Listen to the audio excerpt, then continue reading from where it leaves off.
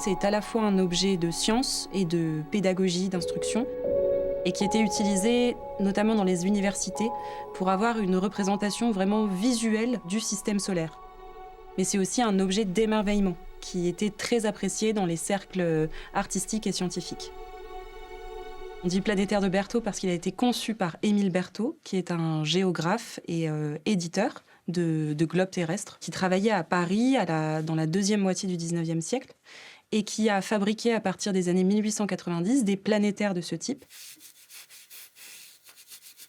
Cette restauration permet vraiment de remettre en valeur cet objet qui n'était plus présenté depuis des années. On était d'abord parti sur un simple nettoyage de l'intérieur du globe qui était assez empoussiéré. On a réfléchi, on s'est dit pourquoi pas faire un projet un peu plus d'ampleur, remettre en marche le mécanisme. Ce planétaire ne prend sens que dans son mouvement. Il y a eu de la refabrication de pièces, de taillage, il y a eu, si vous voulez, des opérations de mécanique fine, sans lesquelles l'objet, de toute façon, ne reprenait pas vie en termes fonctionnels.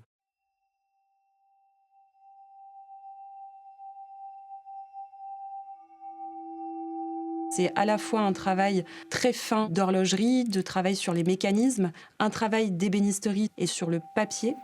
Ça a recoupé plusieurs techniques, plusieurs spécialités.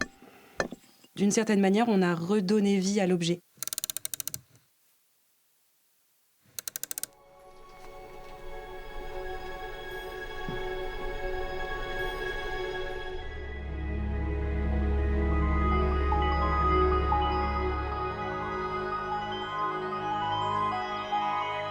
Notre objectif n'est pas de réparer des objets, c'est de les conserver.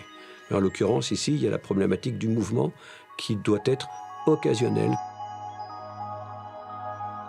Restaurer l'œuvre, c'est restaurer le contexte de l'œuvre, c'est pas que restaurer sa matérialité.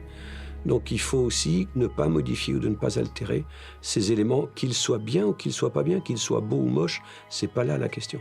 C'est qu'il faut les comprendre et pouvoir les expliquer. Toutes les étoiles sur lesquelles je suis intervenu étaient fixées avec des cols assez âgés, de plus d'une centaine d'années. Le nettoyage de la sphère a permis d'avoir une meilleure perception de l'ensemble des planètes. C'est un verre qui est soufflé à la bouche avec beaucoup de bulles, d'irrégularités.